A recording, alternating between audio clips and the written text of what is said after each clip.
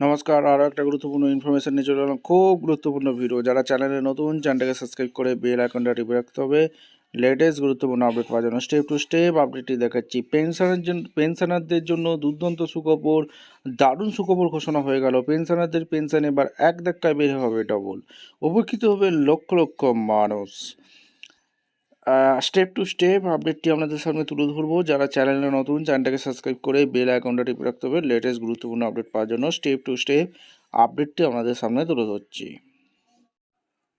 অষ্টম বেতন কমিশনে আপনার পেনশন কত বাড়বে জানুন পুরো। কেন্দ্রীয় সরকারি কর্মচারী এবং অবসরপ্রাপ্তদের জন্য বড় সুখবর আসতে চলেছে।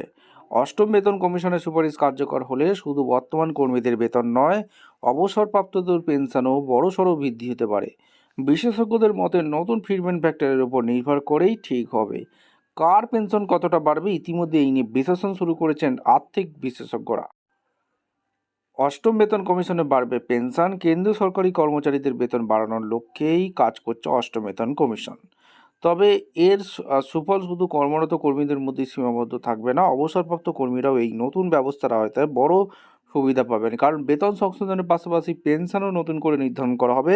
বিশেষজ্ঞরা বলছেন অষ্টম বেতন কমিশন চালু হলে লক্ষ লক্ষ অবসরপ্রাপ্ত কর্মীর মাসিক আয় উল্লেখযোগ্য বৃদ্ধি। অনেকেই শুনছেন ফিটমেন্ট ফ্যাক্টর শব্দটা। সহজ ভাষায় বলতে গেলে ফিটমেন্ট ফ্যাক্টর হলো এমন একটি সংখ্যা যার মাধ্যমে বর্তমান বেতন বা পেনশনকে গুণ করে নতুন বেতন পেনশন ঠিক করা হয়।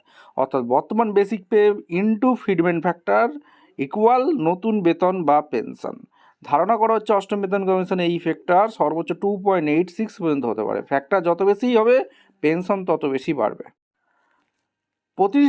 প্রতিটি স্তরের পেনশন ফিটমেন্ট ফ্যাক্টর অনুযায়ী নতুন করে বাড়ানো হবে। মৌলিক স্তরের পেনশন বর্তমানে মৌলিক স্তরের অবসরপ্রাপ্ত কেন্দ্রীয় সরকারি কর্মচারীদের ন্যূনতম পেনশন 9,000 টাকা। নতুন কমিশনে যদি ফিটমেন্ট ফ্যাক্টর 2.0 হয় 18,000 টাকা, 2.57 হলে 23,100, 2.86 হলে 25,740 টাকা। অর্থাৎ মৌলিক স্তরের পেনশন প্রায় দ্বিগুণ হওয়ার সম্ভাবনা রয়েছে। মধ্যম স্তরের কর্মীদের পেনশন, মধ্যম স্তরের অবসরপ্রাপ্ত কর্মীরা এখন প্রতি মাসে 22,450 টাকা পেনশন পান। ফিটমেন্ট ফ্যাক্টর অনুযায়ী তাদের পেনশন হতে পারে 2.0 হলে 44,900 টাকা, 2.57 হলে 57,697 টাকা, 2.86 হলে 64,207 টাকা। এক্ষেত্রেও পেনশন প্রায় দেড় গুণ থেকে দ্বিগুণ পর্যন্ত বাড়তে পারে। উচ্চ স্তরের অফিসারদের পেনশন সবচেয়ে বেশি পেনশন পান উচ্চপদস্থ অবসরপ্রাপ্ত অফিসাররা। বর্তমানে তাদের ন্যূনতম পেনশন 61,550 টাকা। নতুন নিয়ম চালু হলে ফিটমেন্ট ফ্যাক্টর 2.0 হলে 1,23,100 টাকা পাওয়া যাবে, 2.57 হলে 1,58,183 টাকা পাওয়া যাবে, 2.86 হলে 1,76,033 টাকা পাওয়া যাবে। অর্থাৎ এই শ্রেণী কর্মীদের পেনশন পায় দ্বিগুণেরও বেশি হতে পারে। এইবার আমরা দেখে নেবো কারা সবচেয়ে বেশি লাভবান হবেন। বিশেষজ্ঞদের মতে উচ্চ স্তরের অবসরপ্রাপ্ত অফিসাররাই সবচেয়ে বেশি আর্থিক সুবিধা পাবেন। তবে মৌলিক ও মধ্যম স্তরের কর্মীরাও যথেষ্ট লাভবান হবেন। সব মিলিয়ে লক্ষ লক্ষ অবসরপ্রাপ্ত কর্মীরা জীবনে বড় সড়ো পরিবর্তন আসতে চলেছে।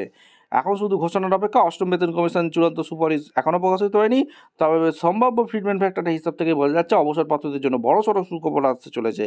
নতুন কমিশন কাজের ফলে পেনশন ব্যবস্থা এক নতুন অধ্যায় শুরু হবে।